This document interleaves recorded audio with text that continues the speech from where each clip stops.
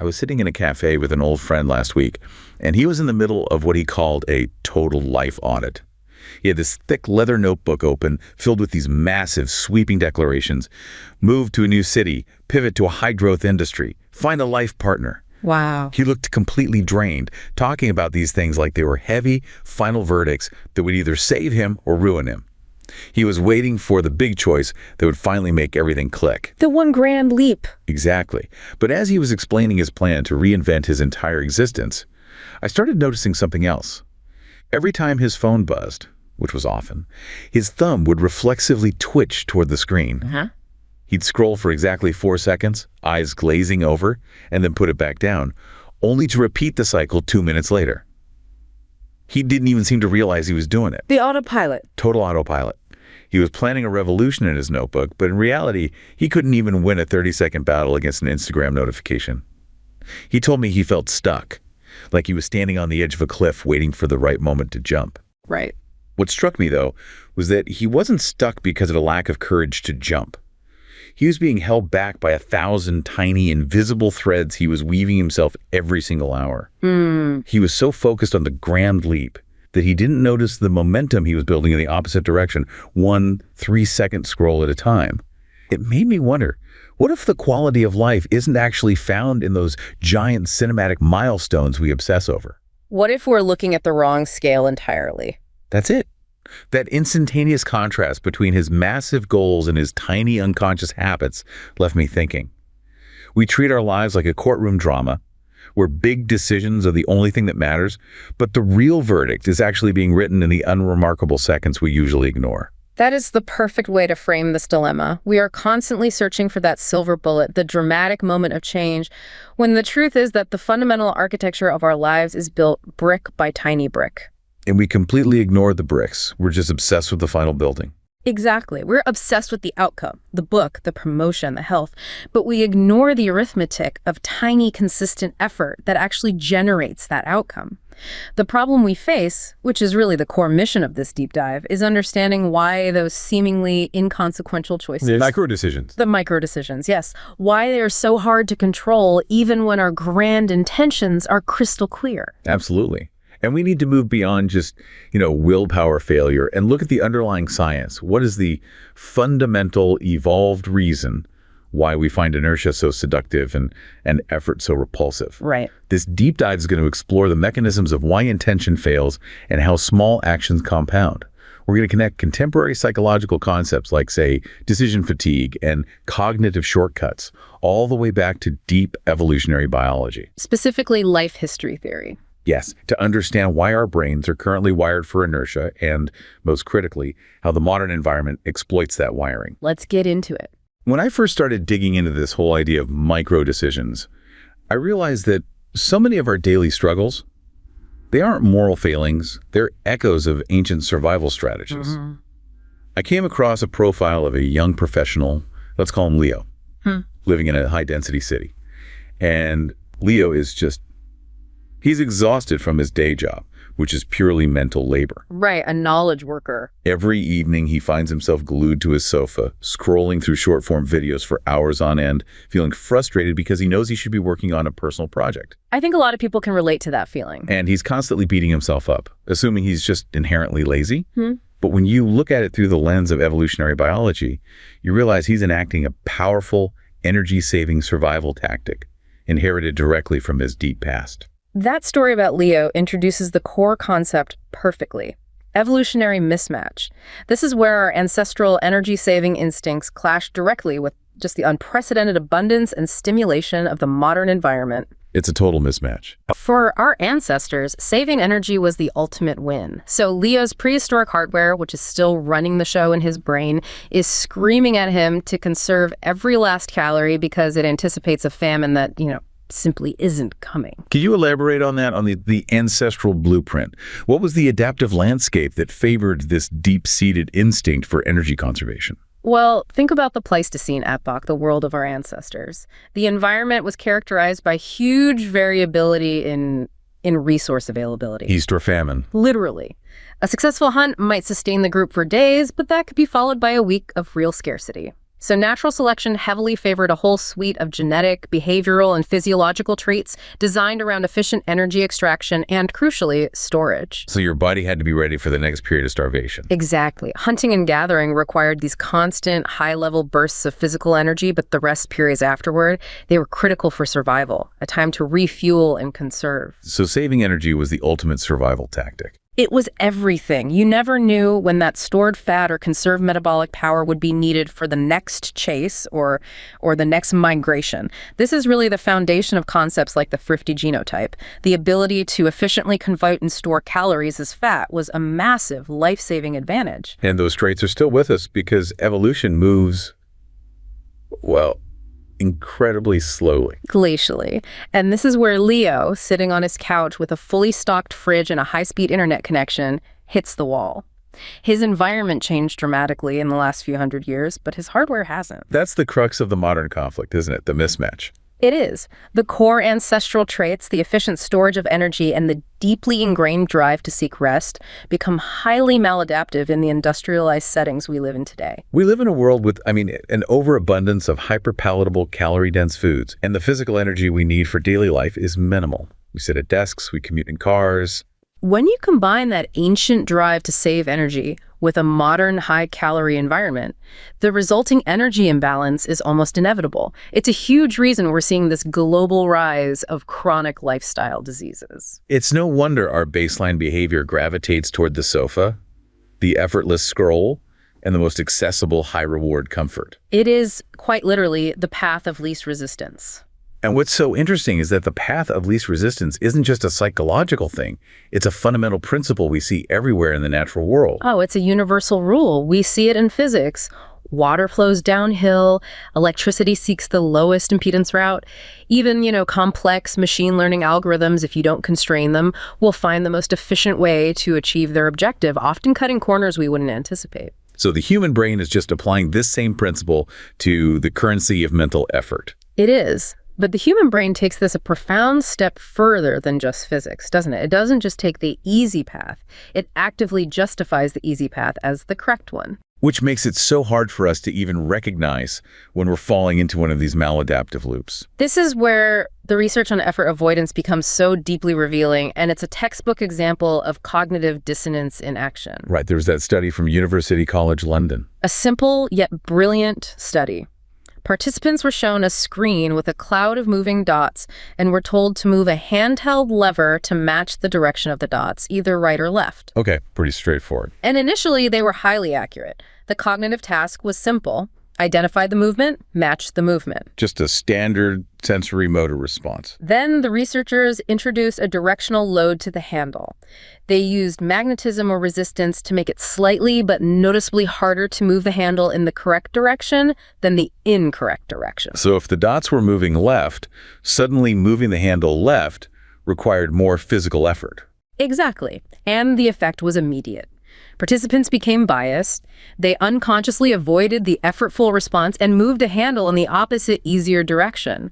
They weren't consciously calculating this. The aversion was automatic. But here's the kicker, right? The really insightful part. This is the true insight into human inertia. The participants didn't realize their decisions were being manipulated by the effort. Instead, they became subjectively convinced that the dots were actually moving in the direction of least resistance. So because their brain perceived resistance, it's flipped the script and decided the easier action must have been the correct observation. The physical cost changed their perception of reality. That's it. It's the brain's way of maintaining energy-saving equilibrium. The lead researcher summarized this perfectly. Our brain tricks us into believing the low-hanging fruit really is the ripest. Wow. So if an option requires more mental or physical effort, we're far more likely to rationalize that it must be the wrong choice entirely. It must be the wrong investment, the wrong diet, the wrong hobby, you name it. I see this playing out constantly with procrastination. If I have a complex task, like starting my tax documents or writing a difficult email, and I choose the effortless option-checking sports scores, my brain doesn't just say, that was easier. No, it rationalizes. It rationalizes. It says, the sports scores were important for current events, and the tax document is probably better done tomorrow when I'm mentally fresher. It justifies the energy conservation choice as the optimal strategic choice.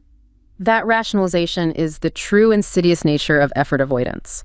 It moves beyond just laziness and becomes a mechanism for self-deception. We justify poor long-term outcomes because the immediate discomfort of overcoming that resistance is too high. Which is why we get stuck in bad situations. It reinforces things like the sunk cost fallacy. Sometimes the effort required to admit failure and switch course, to pull out of a bad investment, to leave a toxic job, it feels higher than the effort required to just stick with the status quo, even if the status quo is terrible. The inertia becomes self-reinforcing. And that internal justification, that's the core physiological cost of effort. It is. The instinct to avoid effort is so deeply ingrained because, ancestrally, effort meant burning precious, non-renewable calories. So the moment we feel that minor friction, the mental load of starting, the physical discomfort of standing up, our hardware flashes a warning sign. So we're wired to take the easy way out unless we develop a specific awareness and conscious resolve to overcome it. Exactly. The minority of participants in that UCL study who overcame the bias didn't suddenly get stronger arms. They realized the handle was resisting and consciously chose to apply the extra effort to make the correct visual decision. That shift from autopilot to awareness is the single most important tool we have against micro-decision inertia. This avoidance of effort naturally leads us into the next critical area, trade-offs. The small, often unconscious decisions we make every day. They aren't isolated events. They are adaptive trade-offs between what we want now and what we need later. They are the fundamental economic transactions of our lives. I found a powerful illustration of this in the story of a freelance designer. Let's call her Elena. She wasn't dealing with physical survival, but financial instability.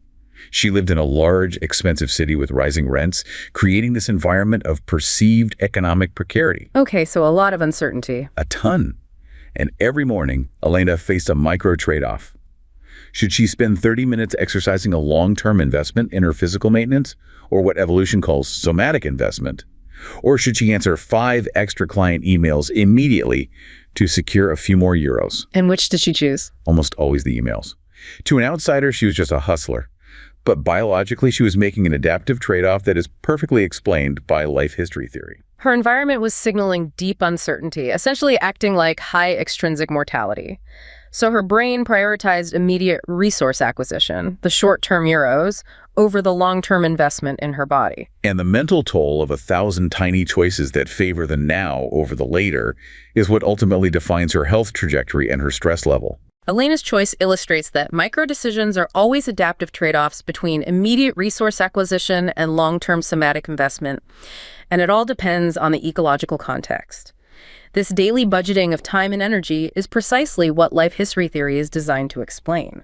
But before we fully immerse ourselves in LHP, we have to acknowledge the brain's constant effort to make these critical trade-offs. Well, effortless in the first place. Which brings us back to automation and cognitive heuristics. right. I've been reflecting on the immense metabolic cost of thinking. It's a surprisingly high energy drain for the body. And to mitigate this, the brain automates. Consider Marcus, an architect facing a creative block on a major project. Instead of powering through, he found himself reflexively biting his nails and checking his newsfeed. He didn't decide to do these things. His brain had simply automated these repetitive sequences into low-energy habits to save mental fuel. That is the compounding effect of micro-decisions viewed as a cognitive heuristic. Thinking, especially high-level creative problem-solving, is metabolically expensive.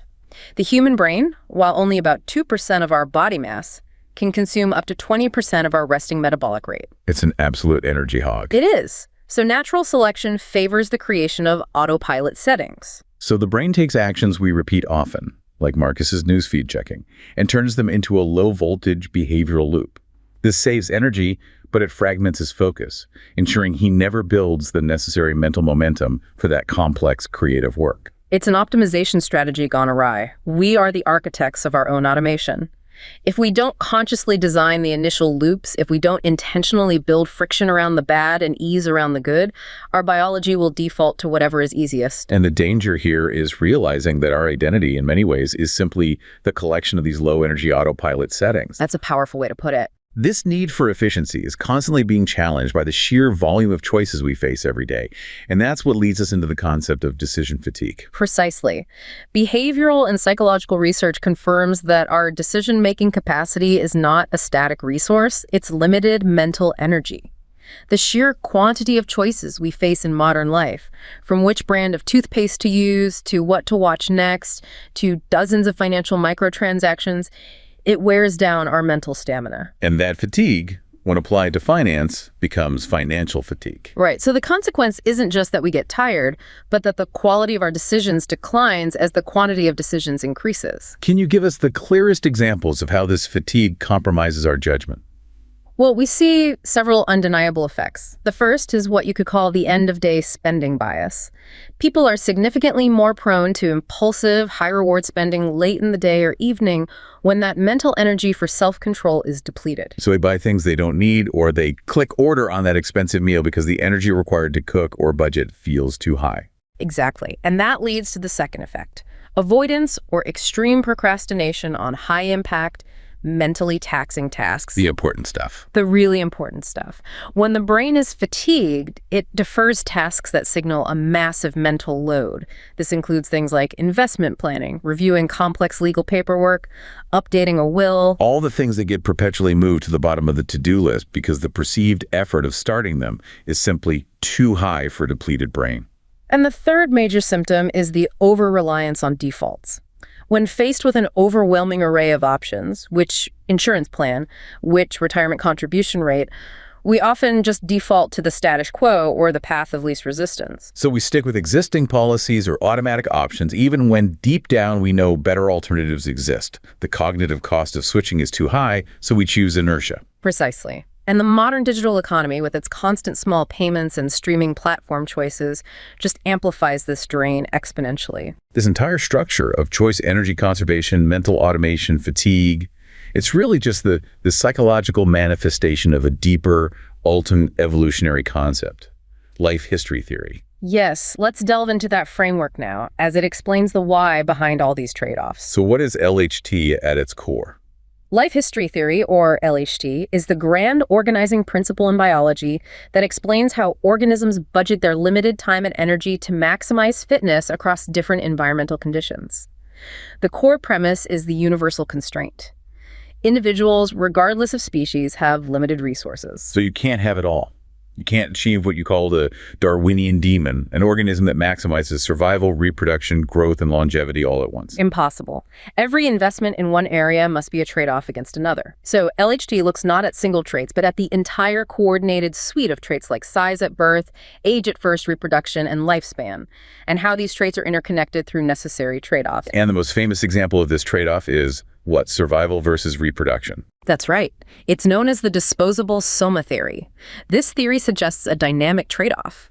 Energy invested in reproduction, getting genes into the next generation quickly, cannot be invested in somatic maintenance and repair. Which is the long-term investment in the survival and longevity of the current body. So the body itself, the soma, is essentially disposable if it successfully passes on its genes. If resources are tight, nature prefers investing in the next generation over repairing the existing vehicle. And LHT explains why this choice evolved. It's through the lens of something called extrinsic mortality. Exactly. A high investment in maintenance is fundamentally wasted if death due to external factors, predation, accidents, starvation, disease is high.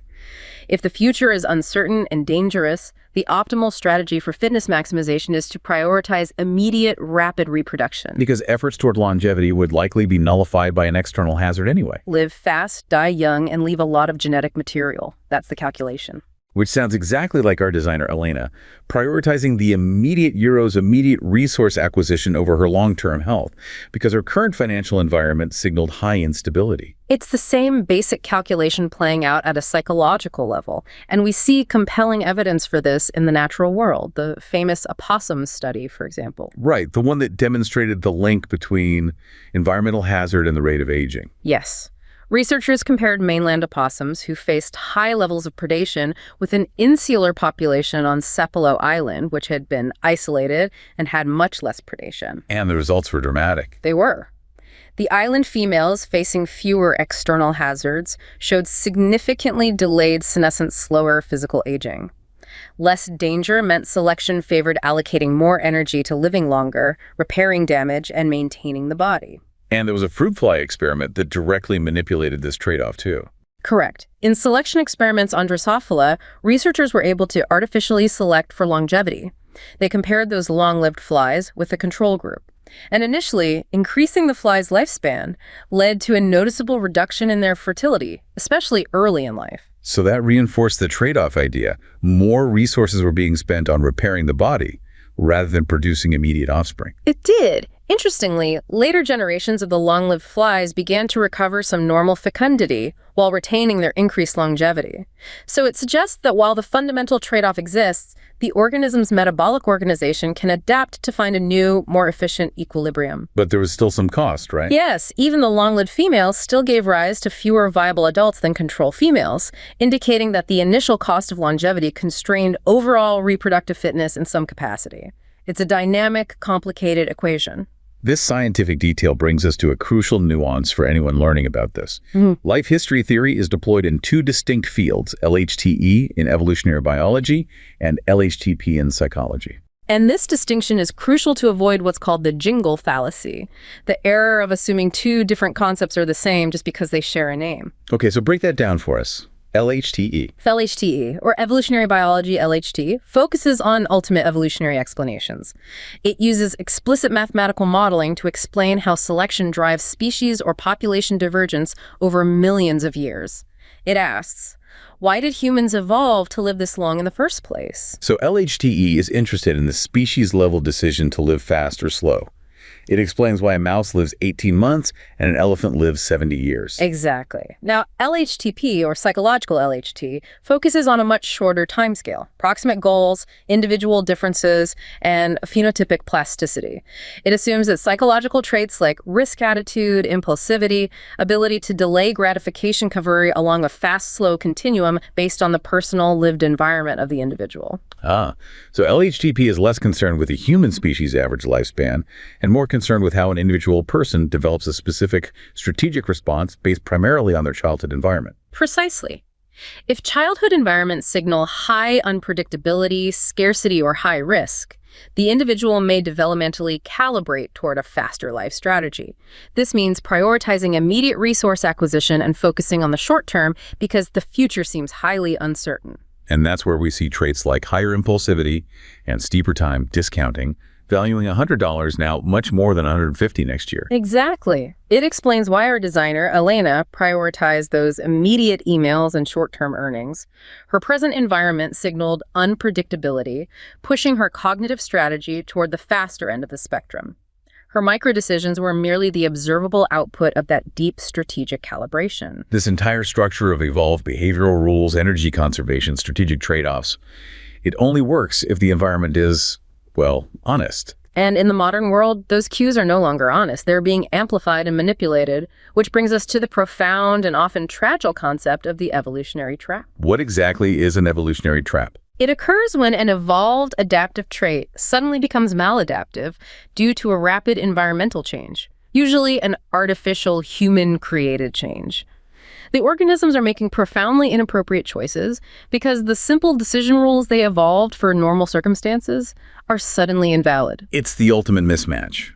Our ancient hardware has been presented with inputs it was never designed to process, leading to system failure. And we have to start with the classic example from nature because it makes the concept so visceral, the navigational trap involving sea turtles. Right. For millions of years, hatchling sea turtles followed a simple adaptive rule. Upon emerging from the nest, migrate toward the brightest light source, which for them was always the moon reflecting off the ocean's surface. That rule ensured survival. But today, that simple, successful decision rule can result in death. Due to human settlement, the most intense light source is now often intense beachfront lighting, which is a supernormal version of the moon's light. The hatchlings, responding to the amplified cue, orient toward the beach and the lights, away from the ocean. And they die from dehydration or get eaten. Their adaptive instinct, hijacked by an amplified stimulus, is now maladaptive. So if that biological error is happening to sea turtles, we have to assume the same process is happening to us. But instead of walking away from the ocean, we're being pulled toward hyperstimuli that are catastrophic for our long-term health and attention. And that is the supernormal trap of the modern world. That's it. Modern technology, food science, and media design create supernormal experiences. Stimuli amplified beyond anything remotely recognizable in our ancestral past. These aren't just subtle cues, they're exaggerations of natural triggers, designed to evoke an even more powerful, exaggerated reaction from us than nature ever could. Can you give an example of how that amplification works? Sure. Think about the natural reward of sugar. A piece of fruit offered a relatively low fibrous sugar load alongside nutrients.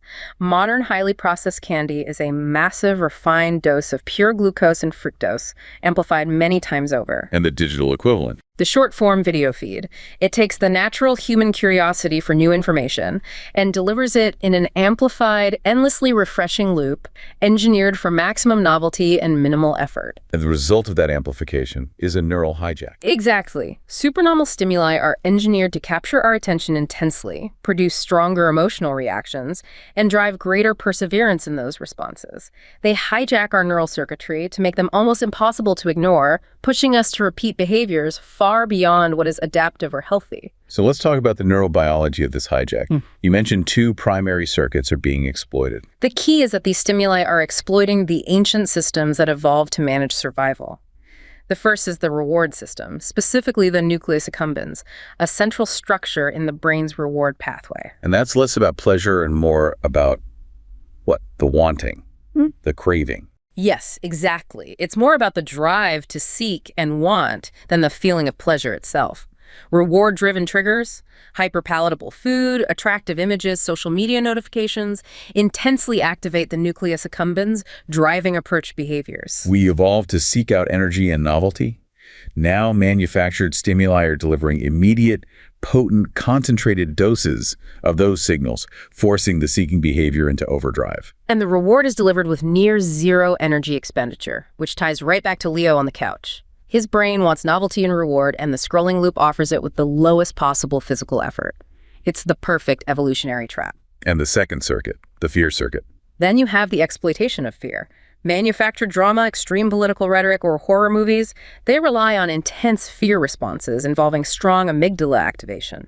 The amygdala is our threat detection system. So even though we know the threat isn't real, the physical response, the stress hormones, the heightened alertness is real. The stress is absolutely real. Our brains evolved to deal with occasional intense threats or rare feasts. They did not evolve for a constant 24/7 barrage where every website, every snack, and every notification is designed to crank the intensity to 11. So these supernormal stimuli exploit these circuits at such an extreme level that our normal regulatory mechanisms, the prefrontal cortex that manages self-control, start to break down. They do. We're left feeling exhausted, constantly stressed, and trapped in loops of desire or fear. The constant dopamine spikes reset the baseline for what feels satisfying, making normal, productive activities feel boring by comparison. This shift in design is everywhere. You mentioned the transformation of toys, which I find particularly alarming because it targets our deepest, most adaptive human instincts, our parental drives. It's a fascinating, if manipulative, application of biology. Look at the evolution of something like a teddy bear. It once resembled a realistic bear cub. Now, they are frequently vibrant neon plush toys with disproportionately enormous eyes, rounded heads, and flat snouts. And those specific features are what researchers call extreme neonati. Why are those infantile traits so powerful? Humans are an altricial species, meaning our young are born relatively helpless and require immense parental investment. So our brains are hardwired to respond instantly and powerfully to infantile features, the baby schema. It triggers powerful care and affection instincts, ensuring the survival of that offspring. So modern design just amplifies that infantile schema far beyond what's found in nature to ensure maximum emotional resonance and attachment. We've gone from an adaptive instinct caring for vulnerable young to a commercially exploited neural pathway by this high neon plush. The instinct is the same, but the target is hypersaturated. And as AI and machine learning continue to refine these triggers, the trap only gets tighter. Absolutely. Every product, every interaction, and every source of information is becoming engineered to hit our deepest instincts, ensuring maximum attention and engagement, often at the expense of our long-term planning and well-being. So the fight against micro-decisions is now a fight against environments engineered to make the maladaptive choice irresistible. That's the battle. If the struggle is fundamentally biological, psychological, and actively exploited, then the solution cannot be to simply try harder to summon massive, exhausting amounts of willpower. The solution has to be a systems-level redesign. It has to be. It's about recognizing the quiet arithmetic of compounding and then redirecting that path of least resistance. That's the necessary pivot. Micro-decisions feel so small because they carry almost no immediate measurable cost, whether it's positive or negative. Right. Skipping one workout won't ruin your fitness. Reading one chapter won't finish the book. That low-impact quality is both their magic and their danger. Because when that single small choice is repeated 1,000 times, that harmless quality vanishes, and it's replaced by a chain reaction that locks in our trajectory. Habit forms. Habit becomes identity. Identity shapes trajectory. The difference between the highly successful person and the stagnant person is rarely a heroic single moment of genius. It is the cumulative, often invisible, result of dozens of tiny, unremarkable decisions repeated over a year. This means we need to stop relying on intention and start focusing on momentum. Big goals like getting a degree or writing a novel are forged by intention. They live in that leather notebook we talked about at the start. But the micro decisions create the momentum. Momentum is the decision to write 200 words today, the decision to leave the credit card at home before going shopping. Momentum is what makes intentions real. It is the physics of action. So we need to redesign our environment to make positive momentum easy and negative momentum hard. We have 5 critical leverage points here for redesigning the autopilot. Let's start with the one that gives us back the most mental energy: automation. The first and most potent strategy against decision fatigue is to automate routine, low-impact tasks. Our cognitive capacity is finite, so we have to reduce the sheer number of choices we face daily. Use auto debits for bills, set up automatic investment plans. Why is this so crucial beyond just, convenience? It's an energy preservation strategy. By taking these low-impact, high-frequency decisions off your plate, you save your limited decision-making capacity for the truly important high-leverage choices, the strategic business move, the complex personal conversation. The second point is to literally reverse the principle of the path of least resistance. Increase friction for the bad habits. This is perhaps the most immediately powerful tool. You have to make hard the things your higher self doesn't want to do and make easy the things you do want to do. We talk about this as creating commitment devices. Commitment devices, I love that term. Give us some practical friction-increasing examples. Okay, if nightly scrolling is the problem, you pay the friction cost up front. Hide the phone charger in a desk drawer in another room, or use a time-lock safe that won't open until morning. If unhealthy snacks are the issue, don't just put them on a high shelf. Don't buy them at all. So the cost of that setup is paid once, but the benefit compounds daily because you eliminate the constant energy-draining internal debate of resisting temptation. Exactly. When you face that micro decision at 10 p.m., the path of least resistance, the path requiring the least energy, is now reading the book you left by the bed, not walking across the house to retrieve the charger. We're using our brain's own efficiency mechanism against the bad habit. The third leverage point addresses the automaticity itself. We need a mechanism to pattern interrupt the autopilot. Since most micro decisions fly below the radar, you need to create a deliberate pause. We recommend what we call the 3-second rule of awareness. Before you reflexively click, scroll, eat, or interrupt, just take a single deep breath. And that pause creates a tiny gap, a crucial 3-second window between the impulse and the action. In that gap, you have the chance to choose differently. Additionally, use small feedback loops, like habit tracking, not to shame yourself, but simply to make those invisible, automatic choices visible and bring them back into conscious awareness. What is measured becomes managed. This idea of mental energy preservation also applies directly back to financial fatigue. We need to prioritize our limited decision-making power. When dealing with the complexity of money, you have to ruthlessly focus your mental energy on high-impact financial choices rather than low-impact ones. Spend the mental juice on decisions that leverage compounding returns over decades, choosing the optimal retirement plan, setting up a long-term investment portfolio. Don't waste the same finite energy on decisions that have almost no leverage. Exactly. Don't spend hours obsessing over whether to buy a daily coffee or driving 10 extra minutes to save 5 cents on gas. That is the kind of low-leverage mental fatigue that depletes your ability to tackle the big strategic decisions. And finally, the power of identity language. Micro-decisions aren't just transactions. They are negotiations about who you believe you are and who you are becoming. This is the ultimate synthesis. Behavior informs identity, and identity informs future behavior. It's a powerful feedback loop. Every microdecision either reinforces or undermines a chosen identity. So when you choose to go to sleep instead of watching one more episode, you are reinforcing an identity that values health and rest. And you need to use that identity consciously as a guide rail.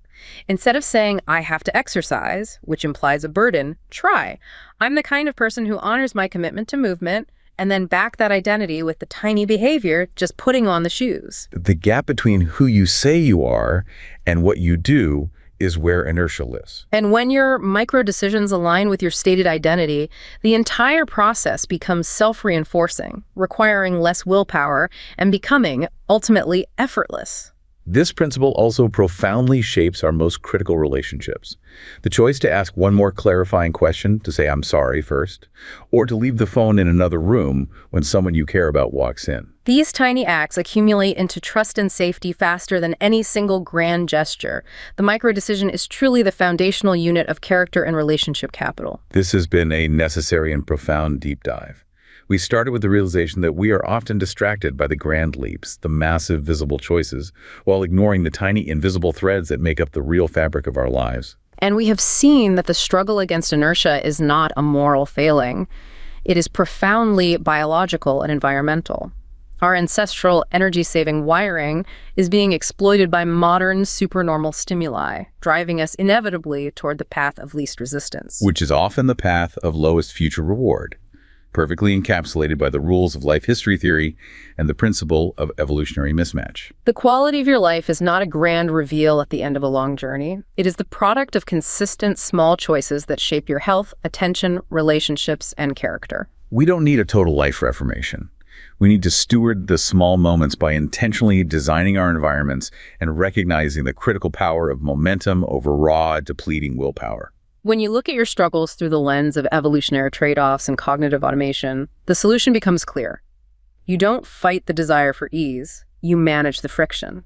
You automate the good, aggressively interrupt the bad, and let the quiet, unstoppable arithmetic of compounding do the heavy lifting for your future self. The choice to stand and stretch, to ask one more question, to leave the phone in another room.